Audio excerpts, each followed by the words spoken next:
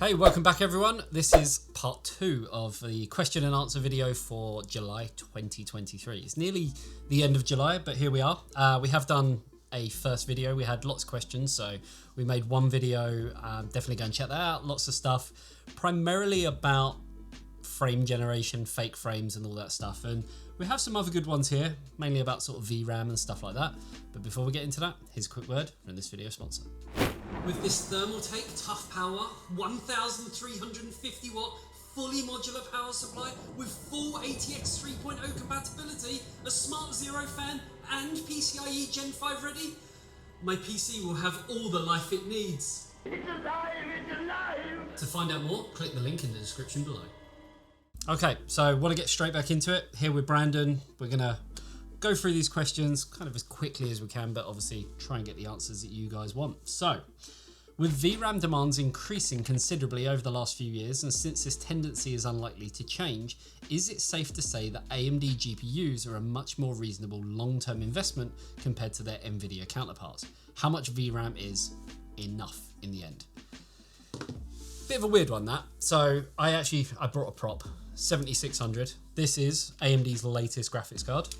I mean, they've only got 3 in the stack at the moment, which is a bit... It's not many. It's not great. You know, NVIDIA's got 4060, 4060 Ti, 4070, 70 Ti, 4080, 4090. 6 compared to 3, yeah. So they have double the amount. And I feel like AMD are missing that like mid-range. But I also feel like this is a bit meh in the grand scheme of things for the price. Yeah, it's still... It comes out cheaper than a 4060. Yep. With better value for money, as well as like generally being cheaper is one thing, but if the performance doesn't back it up, it's all about the value for money, cost per frame, and this does come out better. Yeah. But there are still other cards better than that, like a 6700 and a 6650 XT, which are last generations. Yeah, but that's the story that always comes back around, isn't it? Yeah. I mean, the weird one for me is the fact that this is a 7600, right? So 7000 series, but it is a 600 series card within the 7000 series. And value for money wise, a 6650. So arguably the same sort of tier. It's still a 600 series within the 6000 series. Trying to make sense here. But you'd always expect the next generation to have that generational uplift. And while this is, you could argue, one model down, 6650 would be, yeah, you see where I'm going with that. I don't know, it's just not, it hasn't done enough. And I think the big complaint about that was 8GB of VRAM, which is the same argument with 4060, 4060 Ti. So NVIDIA went, yeah, we'll make a 16GB version, and that just went even worse for them. Yeah, it's like, amount of RAM doesn't seem to be quite as big of an issue.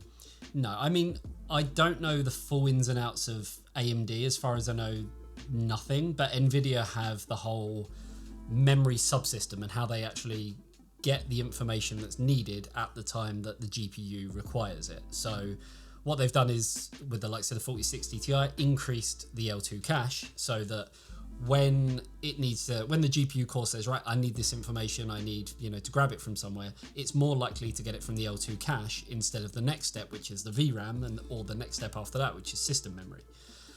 That's why, it's very clear to see sometimes in certain titles when you game with 16GB of RAM compared to 32GB of RAM on the same graphics card, you'll actually see better results with a 32GB of RAM. It's not so much the fact that you've got more RAM, so therefore better. It's the fact that when the GPU is hunting for the information and the data that it needs, it has a bigger pool to go to get that information. Yeah. But before that, it has VRAM, which this is lacking, 4060 is lacking, 4060 Ti is lacking, apart from the 16GB, but then that's too overpriced.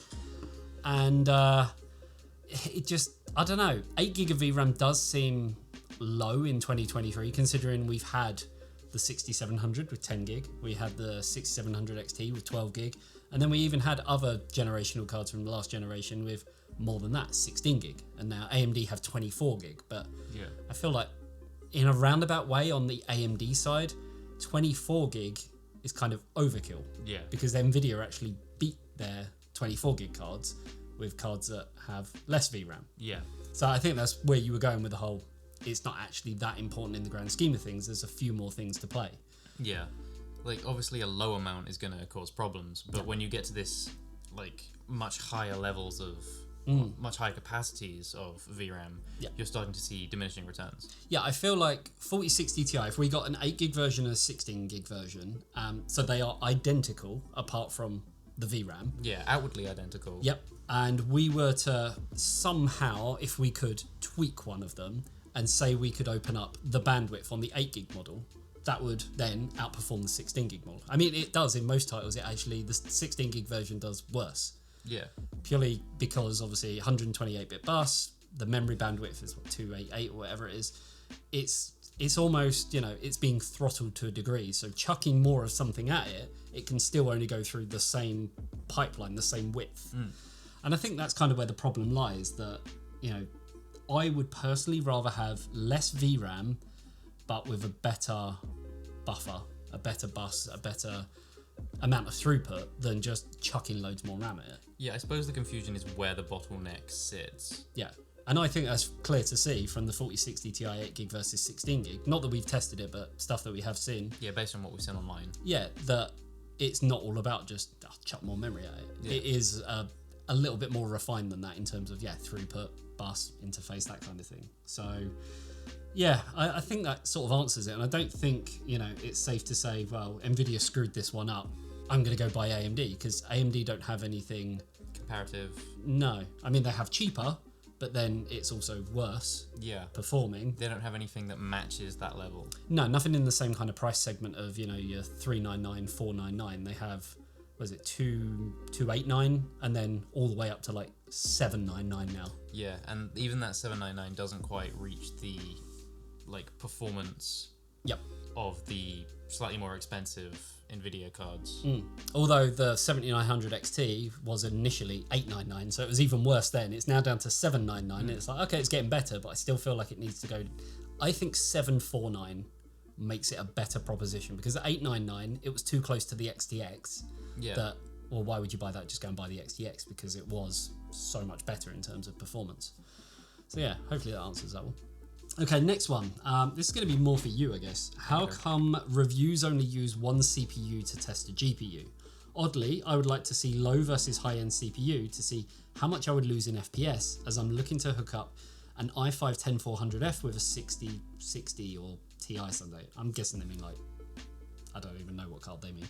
So yeah, what do you think about that? I mean, 1660 or maybe 6600? I get what they mean. It's trying to, you know, when we do a test and we use a 13900K and we're testing a RX 6400, it is horrible for us, right? Yeah. To test. It's like watching a slideshow, and no one's going to buy a 13900K with a RX 6400. But the reason that we do these tests with such high-end equipment is for bottleneck's sake, right? Yeah. The entire reason is because if we reduce the CPU bottleneck as much as we like possibly can, we're analyzing just the performance of the card we're testing. Yeah. So that way it's as fair of a test as possible for all of the cards. Kind of taking it out of the equation, isn't it? Yeah, and if we were to look at a different CPU, we're no longer evaluating the performance of the card, we're analyzing the performance of that CPU with this set of cards. Yeah. Which at that point, it's basically, we're looking at like a bottlenecking guide. Yeah. And it's the same with CPUs as well. So when we do CPUs, we use an RTX 4090 so that we're alleviating any GPU bottleneck and we're letting the CPU actually show the difference. Yeah. And that's why we do 1080p on them. And instead on the other way around with graphics cards, it's more about sort of when you're going at higher end 4090s, you're looking more at 4K performance than you are 1080p. Because when it comes to like the actual performance you're getting, yes, it's going to be different for each system, but that's our job, is to tell you best case scenario, this is what you can expect. I think that's the best way to put it. Yeah, best case scenario. So you know that, you know, performance is, if you're looking at, I don't know, something higher end, if we're testing a low end graphics card, you know that, okay, that's the performance it gets. So if I've got more money and I want to buy a higher end graphics card, then I know I'm going to get better than that. Yeah. Based on, you know, how it works with that CPU. And I think the other thing as well is, if we were to do, I don't know, a card on, say, a 10400F or something, and then something more mid-range, you know, sort of your i7, and then again sort of i9 sort of 13900K, we're going to be there forever. Yeah, and if we test, which we'd have to test multiple cards on these different CPUs For comparisons and stuff, yeah. We're then creating basically a list of, okay, if you've got this CPU, GPUs here and above are pointless. Yeah. And that's not what we're looking to do. We're trying to look at all of these GPUs compared to each other. And if you get to a point where it's pointless and they're all bottlenecked, they're all going to perform roughly the same. Yeah, and the other aspect of it as well is, as soon as you go to like an X3D CPU, how do you measure that? Because it's like, well, the bottleneck is now gone from the CPU, so any graphics card is going to perform to the best of its, capacity. But then also with GPUs, it's like, okay, there is a bottleneck there. Enable DLSS, for instance. Oh, look, bottleneck has gone. It's not gone, but it's gone to a degree. And I think there's just so many variables because it's like, okay, we test that with that, but then we enable DLSS on that, or we enable, back in the day, enabling resizable bar or smart access memory, and we wouldn't get any work done. We'd literally just be testing day in, day out. Yeah, like if we were to test multiple CPUs, we'd have to test all of the CPUs. We can't just leave it at this one CPU. Yep. Because somebody wanted to know, because then we go, okay, we'll do that. Because that then, for us, sets a precedent that we will look at anything people suggest. And Yep. at that point, we'd have to start charging commission for us to do testing for you. Yeah, I mean, there is one idea that I have wanted to do for a little while, which is scaling. So looking at a graphics card, like a 4090, for instance, or 7900 XTX, and testing it on 3 different CPUs and showing kind of where the CPU scaling goes with that in terms of this is when the bottleneck comes in because of the CPU. Yeah. I think, that could stand alone as a feature, but we'd have to be very picky with what cards we do it on, which processors we test it on, and sort of really sort of hone in on how many tests we actually do, because again, otherwise we'd just be there forever. Yeah, we've had that conversation for a couple of months now on doing something along those lines. Yeah. So I guess, like, you guys, we'll leave it up to you. What graphics card would you like to see us, I guess, start potentially a series on of doing this sort of thing where we, do CPU scaling? Because on top of that, we can do something with RAM scaling as well. We pick a high-end CPU, high-end GPU, and then we actually show where, I guess, the diminishing returns level is. So, we put 4800 megahertz DDR5. We then see, okay, it starts going up in performance. We're now at 6000 megahertz, and then it starts, say, leveling off. Yeah. So that kind of tells you, don't bother spending any more money. If you're going for this combination, don't go above 6000 megahertz because it's just diminishing returns. But then you also have to factor in, okay, now we can get a 6000 megahertz kit with better latency, better timings and things. So then that might make a difference. So it's trying to find that sweet spot. So again, put it up to you guys. Put it in the comments what you actually want to see. Yeah. Okay, next one. I feel this is going to be a really quick one. Okay. I can probably answer this quite quickly. So I have a question for reasons why I spilled water in my PC. I love how they put that in brackets. Like, they were going to move on, but nope, just need to get that in there. I've had to replace my motherboard and CPU. I went with an MSI X670E Carbon Wi-Fi, good board, ATX model, blah, blah, blah, and AMD 7900X. The CPU block I have is Corsair XC5 that says it fits. It does not. Question is, are there any water blocks that do with AM5? Note, Corsair say the XC5 fits. It seems that this is a wider issue than just Corsair. So because it's an MSI motherboard, I'm going to say EK. EK is just going to work because MSI and EK do have a good relationship where they actually manufacture boards that come with monoblocks and things like that. You can actually buy the monoblock for, I believe, for the X670E Carbon Wi-Fi. I know I've had it on other Carbon Wi-Fi models, so potentially they should make one for that. But they have a configurator on their website. You can go on there and it will tell you what will fit. I've never had a problem with EK fitment of any kind. I think you're not going to have a problem with AlphaCool or Bits Power either. Corsair is still relatively new in the water cooling realm. So, I mean, you'd never seen any Corsair water cooling stuff until like you started working here, right? I had never seen any water cooling stuff. I've never done it. There you go. So, yeah, EK, nice and simple one. Go on their website. I think that's probably going to be your best bet. Okay, next one. My question is, why do people buy cases with glass on the front making airflow bad? Dual chamber for life. Got a Corsair Carbide Air 540. I wonder if you've got it like on a t-shirt. Dual chamber for life. I mean, it's an easy question to answer. People do it for aesthetics. Yeah. It's not about performance for them. It's about how the PC looks. Yeah, and I think when you look at case manufacturers, they go through stages, right? So one case manufacturer will do something, the consumer base will react to it in a certain way, and then all the other manufacturers go, hey, that's working for them, they're making sales, we need to do that. So everyone jumps on the bandwagon of doing mesh, and then everyone jumps on the bandwagon of doing glass. And then the latest thing we saw at Computex was interchangeable panels, where you can have a glass panel, you can have a mesh panel. You know, Corsair did it to a degree with like the 4000D Airflow and the XI IQ RGB, but you had to actually buy each individual case. You couldn't just buy the front separately, which is a bit frustrating because the X came with the RGB fans, but then you had to have the glass. And because I had all of the models, I put the like airflow panel on the front, and it looked really nice with the RGB. So it was like a kind of combination of the two. But yeah, we saw lots of them at Computex where you could actually get the separate panels, or they came with the separate panels as standard. I think the key word that was like the theme was modularity. Definitely, yeah. I mean, there were cases there like the one from Deepcool where it basically was flat packed to a degree, and you can do things with it, and that makes it really easy for modders because they can just unpack it all, have it all flat pack, sand it all down, get it sprayed, have it completely different. There was the giant monster one that you stood underneath. Oh, the Inwind, that was scary as hell. Yeah, literally standing under, well, I want to say it was a case, it was like 6 cases cobbled together. But yeah, it was pretty damn extreme. But I think, that's the way that the market's going. The problem is with things like that, where you're trying to cater for so many different audiences and so many different people, there's a cost involved in that, because you have to send out everything that they want, plus everything that maybe they don't want, or maybe that they don't realise that they want. Yeah, tricky one.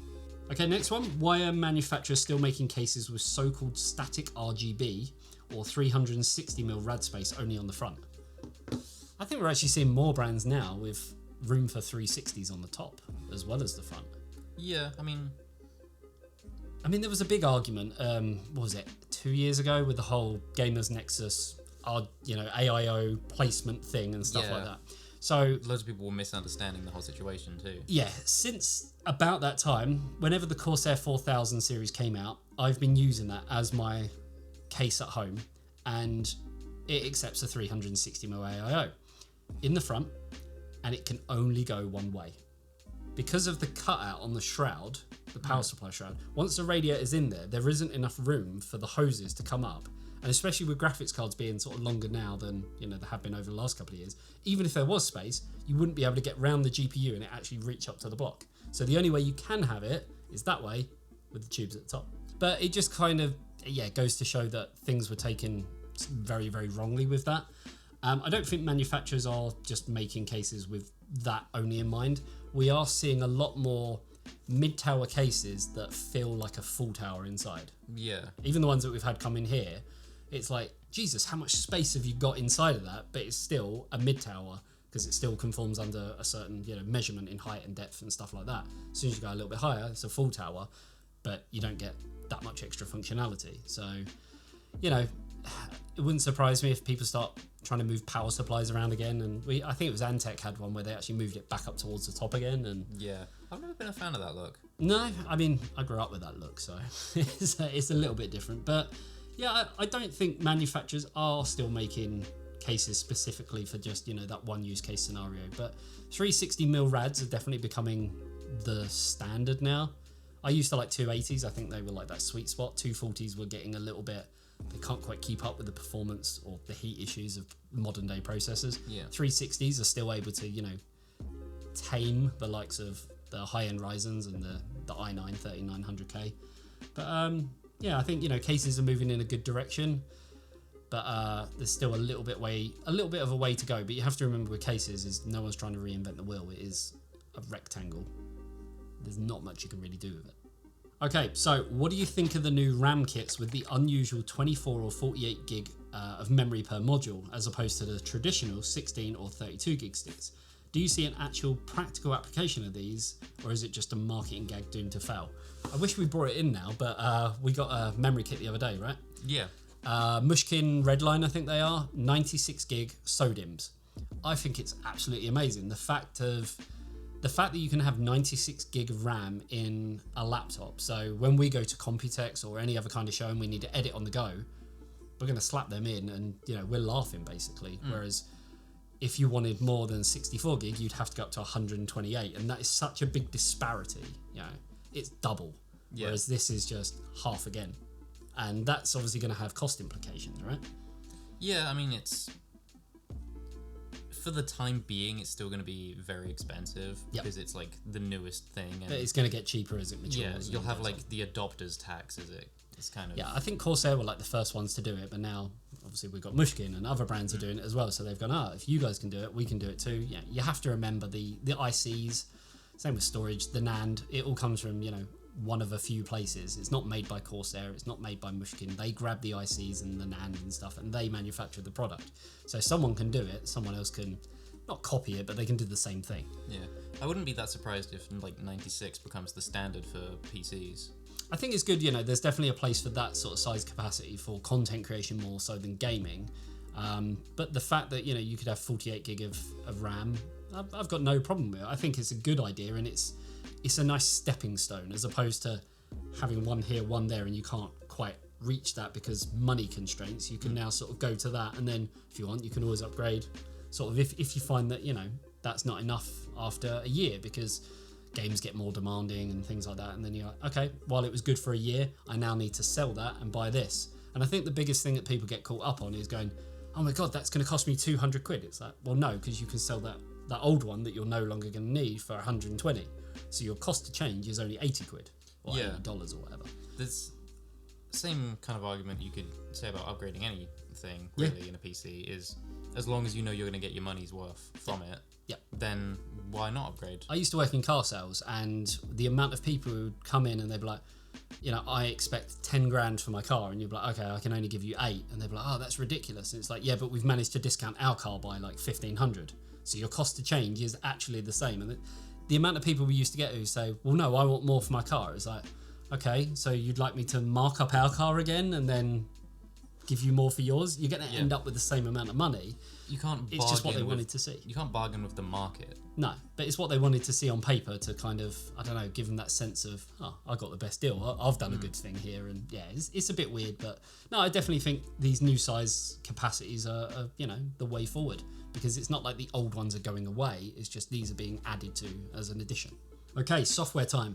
With Microsoft apparently working on Windows 12 for a release next year, the question is, how much OS is enough? What would you hope or expect another new OS to bring to gamers that Windows 11 doesn't already have? Is that true? The Windows 12? I saw something the other day. It was really sort of just a tagline. There wasn't much substance to it. It was just, Microsoft working on Windows 12, releasing next year. So it could be rumours. It could be rumours. I mean, you'd like to think that they are working on the next version of Windows regardless. I think it's more the fact of when it's coming out. They're always going to be working on the next one.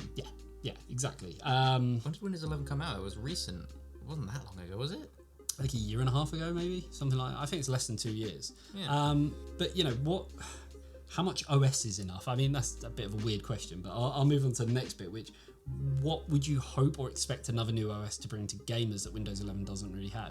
I think better utilization of assigning things, so like affinity and things like Windows 10, you had to actually go into Task Manager and set, I want this application to use these calls and things like that. Windows 11 does it a lot better, especially more so with Intel in the beginning. It's got better with like the whole AMD thing, but I think just moving down that route of the hardware manufacturers and Microsoft working closer together so that when you are gaming or using applications and that, it just knows and it has a better idea as to kind of what it needs to do. And I would actually like to see them open that up to like the general public, not like full on open source or anything like that, but more so that people can suggest, this should be doing this and this should be doing that, and then it gets validated through Microsoft and they go, oh, thank you for doing the work for us.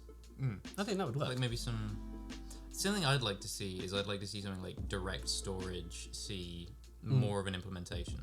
The problem with direct storage and things like that is like when it was first announced, they made it sound like such a big thing and then just nothing.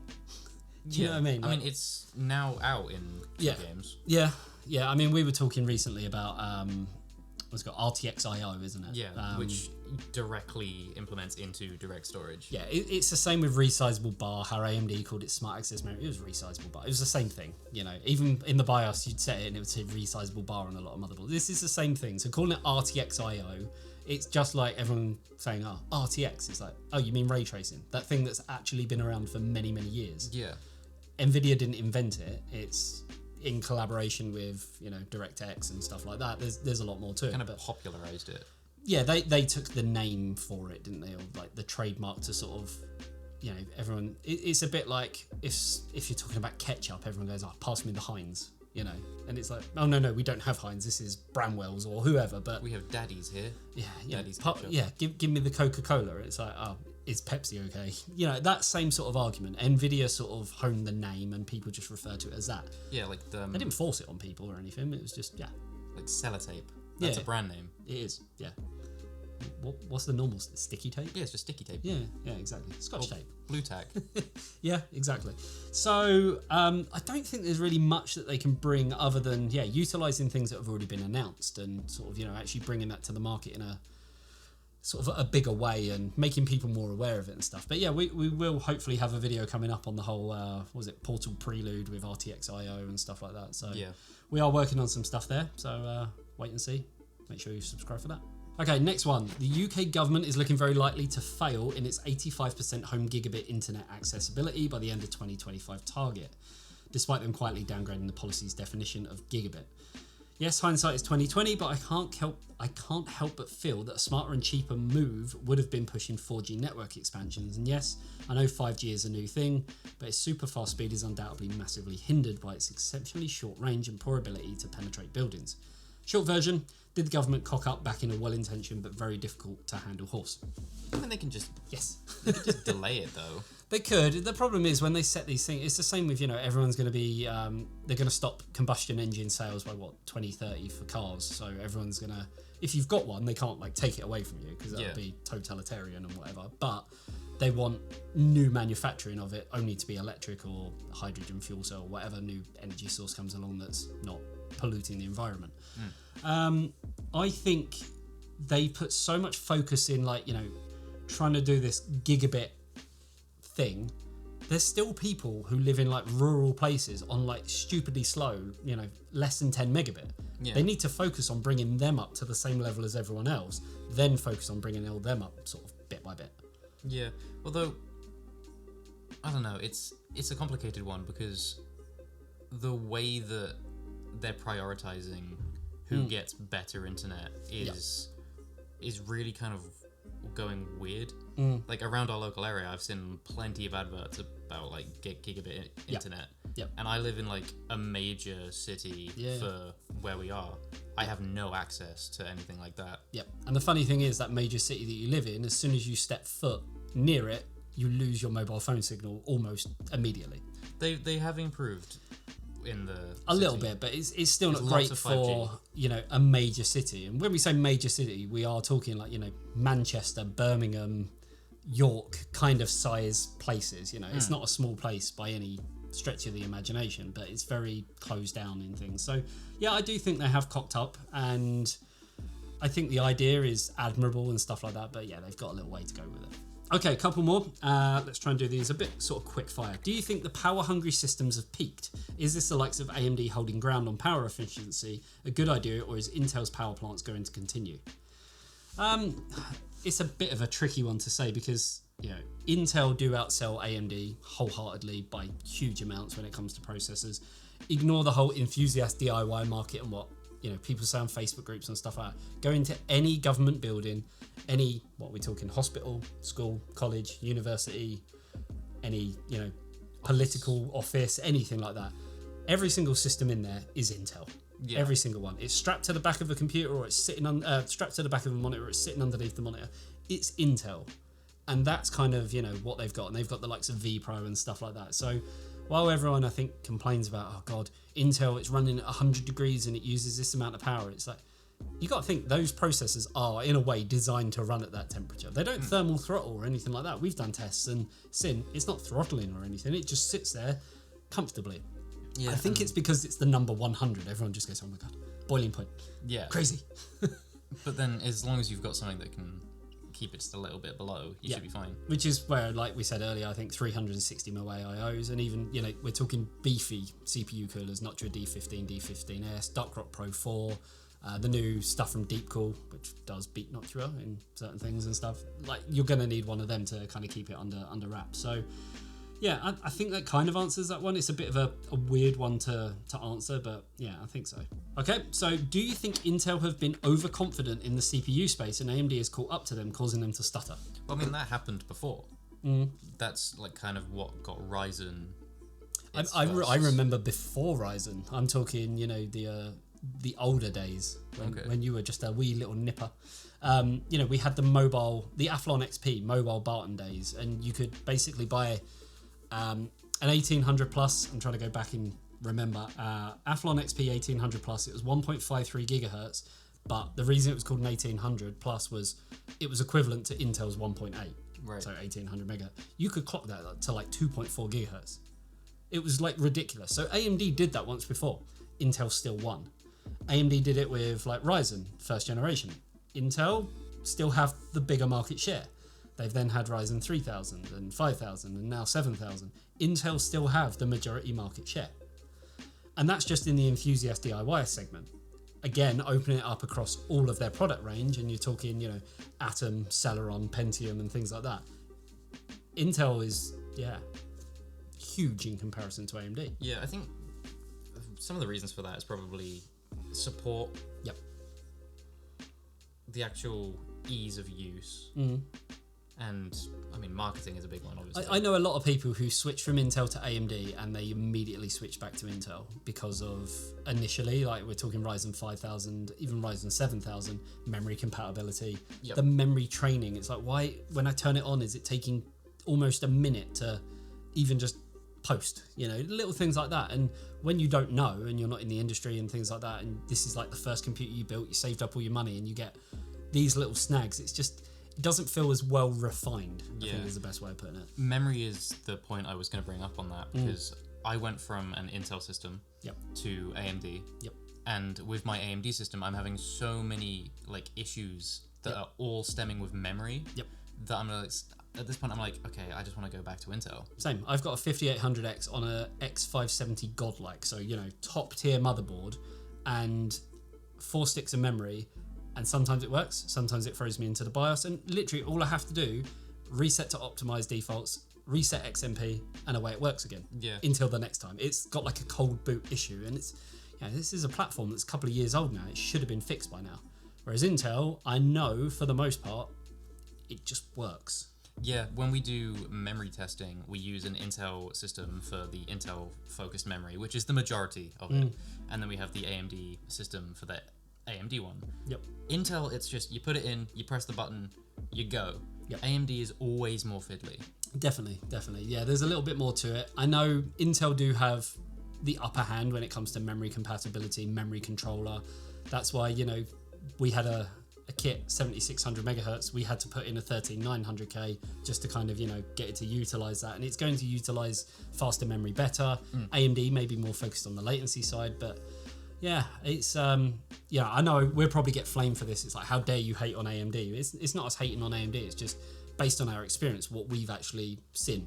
Yeah, I mean, for the record, I love the performance of my CPU. I have the same CPU as you, 5800X, and it performs great. But it's just these tiny little issues are making me niggly things. Yeah, they're just making me go. Yeah, it could be better.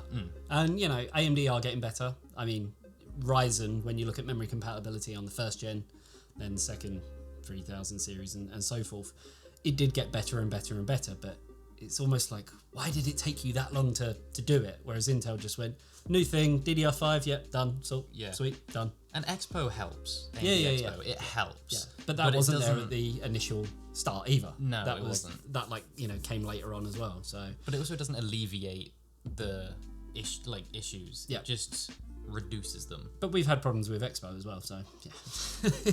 We had one kit advertised as Expo, stick it in, doesn't have it. No. But, you know, that could be down to the motherboard and the QVL list and stuff, and that's a whole different can of worms that we won't talk about today. Maybe we'll talk about it on a live stream. So, speaking of live streams, we did actually do one earlier for our patrons, so if you want to join into a future live stream where me and Brandon will be sitting there drinking alcohol and chewing the fat, then definitely sign up to Patreon. You get that, as well as tons of other exclusive benefits, behind the scenes content, all that good stuff. The link for that is down below. That about wraps it up for July's Q&A. If you do want to get some questions in for August, we will be doing it sort of towards the end of the month, so definitely look out for notifications across all of the social media. Discord, we actually have an Ask eTeknix channel, so you can go in there as well. This has been fun, and yeah, if you enjoyed this, remember, like, sub, and we'll see you in the next one. See you later, guys.